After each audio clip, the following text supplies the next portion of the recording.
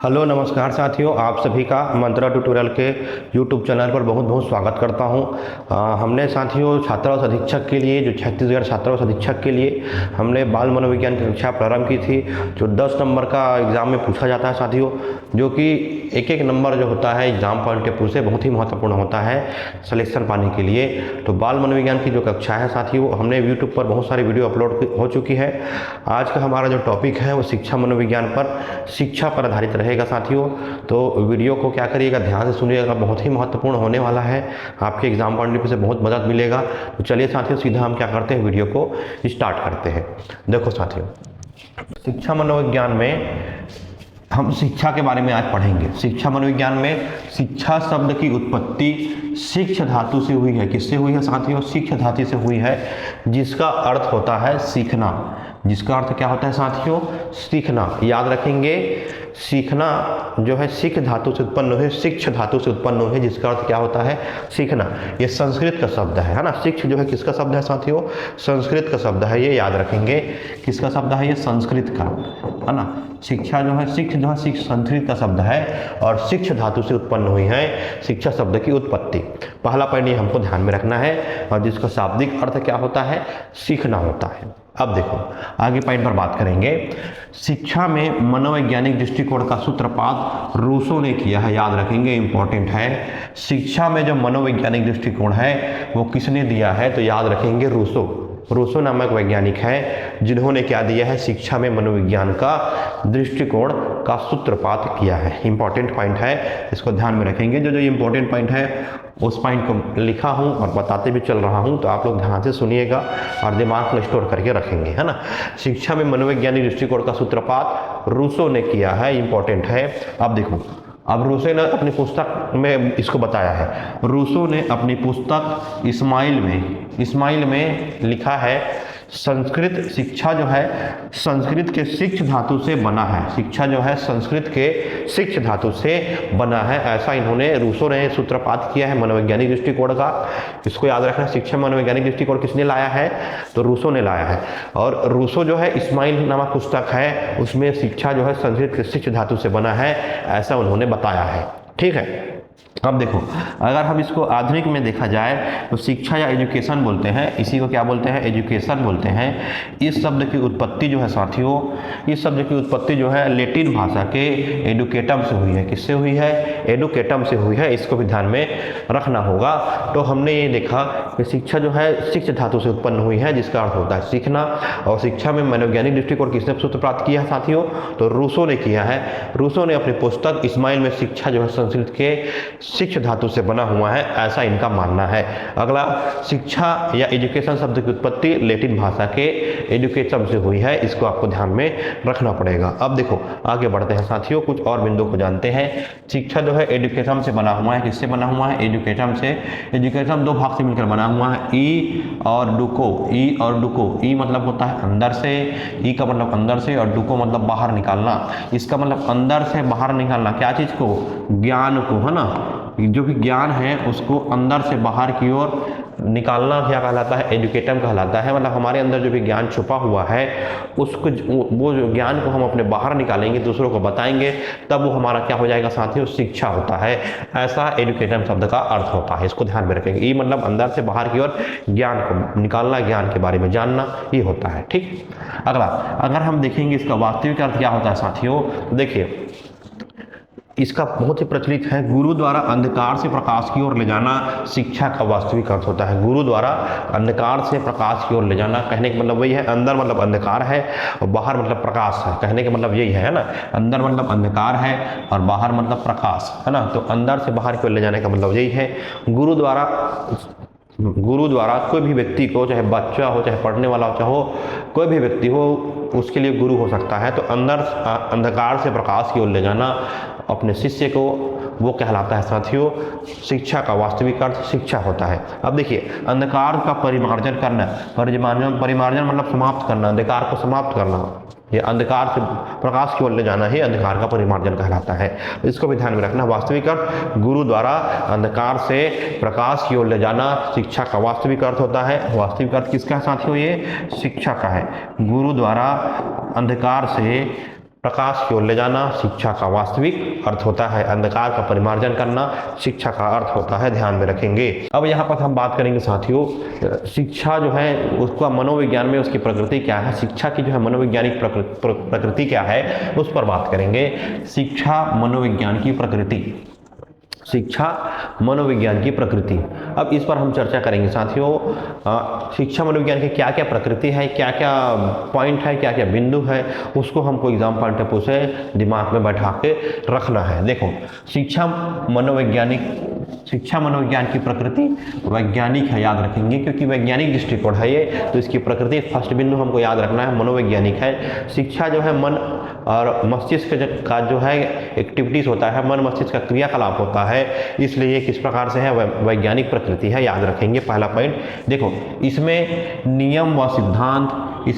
सिद्धांत का प्रयोग किया जाता है, याद रखेंगे, इसमें नियम व सिद्धांत का प्रयोग किया जाता है जो कि सार्वभौमिक है। क्या है? सार्वभौमिक है। सार्वभौमिक का मतलब क्या होता है, जो सब जगह लागू हो, है ना। सार्वभौमिक मतलब जो सभी जगह एक समान हो, है ना, एक समान हो, जो सभी जगह क्या हो साथियों, एक समान हो, एक समान लागू हो, जो सभी के लिए मान्य हो, वह सार्वभौमिक है। सार्वभौमिक विश्व में सभी जगह क्या हो, एक जैसा हो, सब जगह मान्य हो, सार्वभौमिक है। तो इसमें जो नियम और सिद्धांत का प्रयोग किया जाता है साथियों वो सार्वभौमिक होता है। ये दूसरा प्रकृति याद रखेंगे, पहला तो वैज्ञानिक प्रकृति है, दूसरा याद रखेंगे इसमें जो नियम और सिद्धांत प्रयोग किया जाता है शिक्षा में मनोवैज्ञानिक के लिए, है ना, वो सार्वभौमिक होता है। वो क्या होता है साथियों, सार्वभौमिक है, इसको याद रखना है, इंपॉर्टेंट पॉइंट है। अगला देखो, शिक्षा मनोविज्ञान व्यक्ति के व्यवहार का वैज्ञानिक अध्ययन करता है। शिक्षा मनोविज्ञान व्यक्ति के व्यवहार का मनोवैज्ञानिक अध्ययन करता है, याद रखेंगे, इंपॉर्टेंट पॉइंट है। शिक्षा मनोविज्ञान का देखो, शिक्षा मनोविज्ञान व्यक्ति के व्यवहार का वैज्ञानिक अध्ययन करता है, तो ये भी मनोविज्ञान की प्रकृति के अंतर्गत आ जाएगा, इंपॉर्टेंट पॉइंट है ये भी। अब देखो अगला है, शिक्षा मनोविज्ञान विशुद्ध विज्ञान है। शिक्षा मनोविज्ञान क्या है, विशुद्ध विज्ञान है, याद रखना है, इंपॉर्टेंट पॉइंट है, इंपॉर्टेंट बिंदु है, विशुद्ध विज्ञान है। शिक्षा मनोविज्ञान कैसा विज्ञान है, वो विशुद्ध विज्ञान है ना, इसमें शुद्धता भी पाई जाती है ना, और विशुद्ध विज्ञान भी बोला जाता है, याद रखेंगे। यह छात्रों की उपलब्धियों के संबंध में भविष्यवाणी करता है, याद रखेंगे। छात्रों की उपलब्धि मतलब छात्रों का जो अचीवमेंट है, छात्रों का अचीवमेंट उपलब्धि है ना, उसके बारे में भी यह व्याख्या करता है, भविष्यवाणी करता है। कौन? मनोविज्ञान, शिक्षा मनोविज्ञान। तो याद रखेंगे ये महत्वपूर्ण जिसकी प्रकृति है, एग्जाम पॉइंट ऑफ व्यू से बहुत ही महत्वपूर्ण होने वाला है, तो इसको याद रखना है, आपको दिमाग में बैठा लेना है। पहला पॉइंट क्या याद रखोगे, शिक्षा मनोविज्ञान की प्रकृति कैसा है, तो मनोवैज्ञानिक है। दूसरा बिंदु इसमें याद रखना है, शिक्षा मनोविज्ञान के जो नियम और सिद्धांत बनाए जाते हैं वो सार्वभौमिक होते हैं। तीसरा बिंदु क्या याद रखना है, ये व्यक्ति के व्यवहार का वैज्ञानिक अध्ययन करता है, याद रखेंगे। चौथा पॉइंट क्या याद रखना है, शिक्षा मनोविज्ञान विशुद्ध विज्ञान है, इंपॉर्टेंट याद रखना है। यह जो है शिक्षा मनोविज्ञान जो है छात्रों की उपलब्धि के बारे में भविष्यवाणी भी कर देता है, तो ये इंपॉर्टेंट पॉइंट है जिस शिक्षा मनोविज्ञान की प्रकृति संबंधित, ये बहुत ही महत्वपूर्ण है। इसमें से पॉइंट बना के आपके एग्जाम में प्रश्न पूछ सकता है कि कौन सा पॉइंट है, कौन सा नहीं है, प्रकृति के अंदर आता है, कौन सा नहीं आता है ना। तो ये पॉइंट को हमको ध्यान में रखना पड़ेगा जो कि एग्जाम पॉइंट से महत्वपूर्ण हो सकता है। ठीक है, चले आगे बढ़े साथियों। चलो अब देखो साथियों, अब यहाँ पास कुछ और हम जो पॉइंट है उसको देख लेते हैं जो कि एग्जाम पॉइंट ऑफ व्यू से इंपॉर्टेंट हो सकता है ना। देखिए इसमें ये बताया गया है, शिक्षा मनोविज्ञान की जो उत्पत्ति है साथियों, शिक्षा मनोविज्ञान की जो उत्पत्ति है साथियों वो हुआ था 1900 में। कब हुआ है साथियों, 1900 में, याद रखेंगे। जबकि इसका वास्तविक स्वरूप कब प्रारंभ हुआ है, तो 1920 में। वास्तविक स्वरूप कब प्रारंभ हुआ है साथियों, 1920 में इसका वास्तविक स्वरूप प्रारंभ हुआ है। अगर ऑप्शन में देता है उत्पत्ति कब हुआ है तो 1900 को लगाओगे, डेट अगर पूछा जाएगा तो। अगर वास्तविक स्वरूप बोला जाएगा तो 1920 में, याद रखना साथियों, है ना। ये पूरा दिमाग में बैठा लो दोनों पॉइंट को, है ना। ठीक है, अब देखो अगर हम बात करें थॉर्नडाइक जो होते हैं, थॉर्नडाइक जो वैज्ञानिक है, साइंटिस्ट है, उसको प्रथम शैक्षिक मनोवैज्ञानिक कहा जाता है। किसको कहा जाता है साथियों, प्रथम शैक्षिक मनोवैज्ञानिक किसको कहा जाता है, तो थॉर्नडाइक को कहा जाता है। एग्जाम पॉइंट ऑफ व्यू से बहुत ही महत्वपूर्ण बिंदु हो सकता है ना। थॉर्नडाइक को शैक्षिक मनोविज्ञान का क्या कहा जाता है, प्रथम शैक्षिक मनोविज्ञान कहा जाता है, मतलब ये जनक एक प्रकार से मान सकते हैं। ठीक है, ये एग्जाम पॉइंट ऑफ व्यू से इंपॉर्टेंट पॉइंट है साथियों, इसको ध्यान में आपको अच्छे से बैठा के रखना पड़ेगा भाई, है ना। देखो अगला, स्किनर साहब क्या बोलते हैं, थॉर्नडाइक को प्रथम शैक्षिक मनोवैज्ञानिक कहा जाता है। स्किनर साहब को क्या बोला जाता है?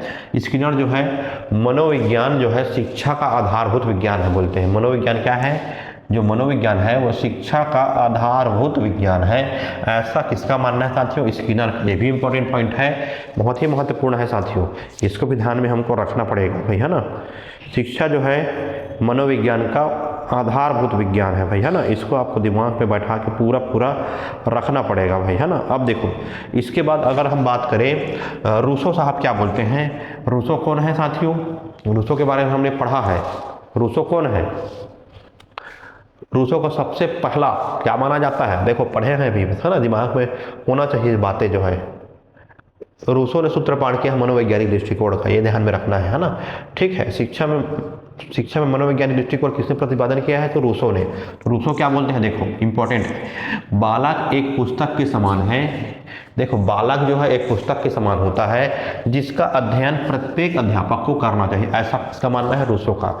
बालक जो होते हैं साथियों एक पुस्तक के समान होते हैं जिसका अध्ययन जो है प्रत्येक अध्यापक को करना चाहिए, प्रत्येक शिक्षक को इसका अध्यापन करना चाहिए, ऐसा किसका मानना है? रूसो का मानना है। मेरे ख्याल से ये पॉइंट इंपॉर्टेंट है क्योंकि बालक जो होते हैं पुस्तक के समान है और बाल मनोविज्ञान जो है बालक से संबंधित है। तो इनका जो कहना है, कथन है, इसको पूछने का संभावना बहुत बन जाता है, तो इसको याद रखेंगे। बालक एक पुस्तक के समान है जिसका अध्ययन प्रत्येक अध्यापक को करना चाहिए। और रूसो ने क्या दिया है? शिक्षा में मनोवैज्ञानिक दृष्टिकोण का सूत्रपात किया। शिक्षा में क्या किया है? मनोवैज्ञानिक दृष्टिकोण भी दिया है, इसको भी ध्यान में रखेंगे। शिक्षा में मनोवैज्ञानिक दृष्टिकोण का सूत्रपात किया है, याद रखेंगे। ठीक है, इसका सूत्रपात किया है। क्या किया साथियों? मनोवैज्ञानिक दृष्टिकोण का सूत्रपात किया है, इसको याद रखना है। ठीक है, थॉर्नडाइक को प्रथम शैक्षिक मनोविज्ञान कहा जाता है। स्किनर शिक्षा का आधारभूत विज्ञान है मनोविज्ञान, इसको बोलते हैं। वास्तविक स्वरूप 1920 से प्रारंभ हुआ है और 1900 में इसकी उत्पत्ति हुई। इतना बिंदु हमको एग्जाम पॉइंट ऑफ व्यू से अपने दिमाग में बैठा लेना है। चलो आगे बढ़े, अगला देखो। अब यहाँ पास ये भी महत्वपूर्ण हो जाता है साथियों एग्जाम पॉइंट ऑफ व्यू से, शिक्षा के प्रकार, है ना। शिक्षा के प्रकार बहुत ही महत्वपूर्ण है, इसको एकदम आसान भाषा में मैं बताने जा रहा हूँ, आप लोग इसको ध्यान से सुनिएगा। देखिए शिक्षा के प्रकार, है ना। शिक्षा के प्रकार में पहला प्रकार है साथियों औपचारिक शिक्षा, है ना। और दूसरा प्रकार है साथियों अनौपचारिक शिक्षा। पहला प्रकार क्या है? औपचारिक शिक्षा, दूसरा है अनौपचारिक शिक्षा और तीसरा है निरौपचारिक शिक्षा। तीसरा क्या है साथियों? निरौपचारिक शिक्षा। पहला शिक्षा है औपचारिक शिक्षा, दूसरा है अनौपचारिक शिक्षा और तीसरा है निरौपचारिक शिक्षा। तो तीन प्रकार की शिक्षा है साथियों, औपचारिक शिक्षा, निरौपचारिक शिक्षा और अनौपचारिक शिक्षा और निरौपचारिक शिक्षा। अब पहला बात करते हैं औपचारिक शिक्षा के बारे में। ये क्या कहता है? यह शिक्षा निर्धारित समय व स्थान पर की जाती है। मतलब ये जो शिक्षा होती है औपचारिक शिक्षा, उसके लिए हमको कहीं ना कहीं जाना पड़ता है, एक नियम होता है, एक रूल होता है, एक निश्चित जगह पे जाना होता है, एक निश्चित समय पे जाना होता है। और जैसे उदाहरण है विद्यालय में जो हम शिक्षा प्राप्त करते हैं वो औपचारिक शिक्षा है। ठीक है, समझ में आ गया होगा, एकदम क्लियर आसान है। औपचारिक शिक्षा मतलब जिसके लिए समय व स्थान निर्धारित किया जाता है, जैसे विद्यालय में जो शिक्षा प्राप्त करते हैं।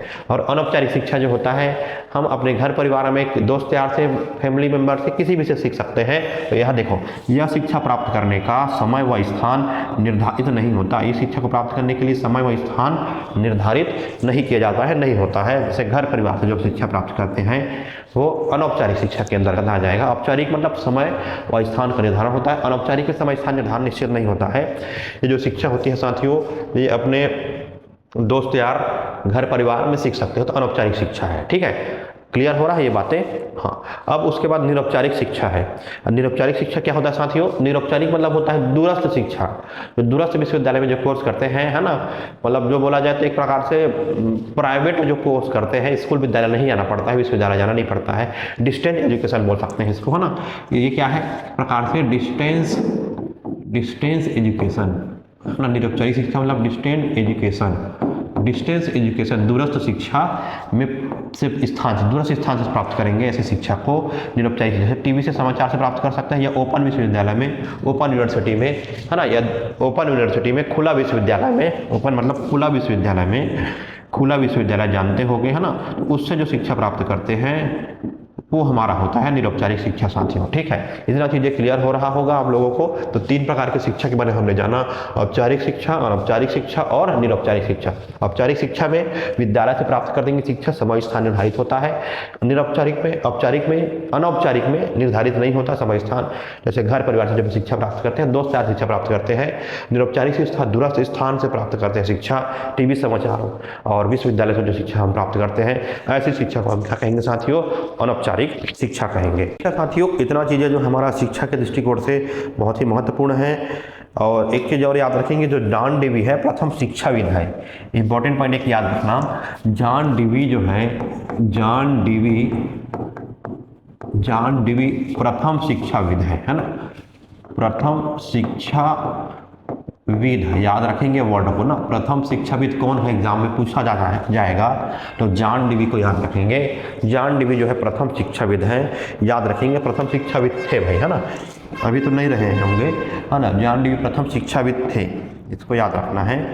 प्रथम शिक्षाविद थे, याद रखेंगे, इंपॉर्टेंट है। प्रथम शिक्षाविद कौन थे तो याद रखना है जॉन डेवी को। एग्जाम पॉइंट ऑफ व्यू से भी महत्वपूर्ण हो जाएगा। प्रथम शिक्षाविद जॉन डेवी थे। ठीक है, इतना चीज़ को हमको ध्यान में रखना पड़ेगा। तो आप लोग क्या करिएगा, वीडियो को ज़्यादा से ज़्यादा शेयर करिएगा, ज़्यादा से ज़्यादा चैनल को सब्सक्राइब करिएगा, है ना। और मंत्र ट्यूटोरियल में आप लोग का स्वागत है, जुड़िए, अच्छे से स्टडी करेंगे, है ना। एग्जाम पॉइंट ऑफ व्यू से हम लोग पढ़ रहे हैं, आने वाले वीडियो में भी और आपको हेल्पफुल होगा।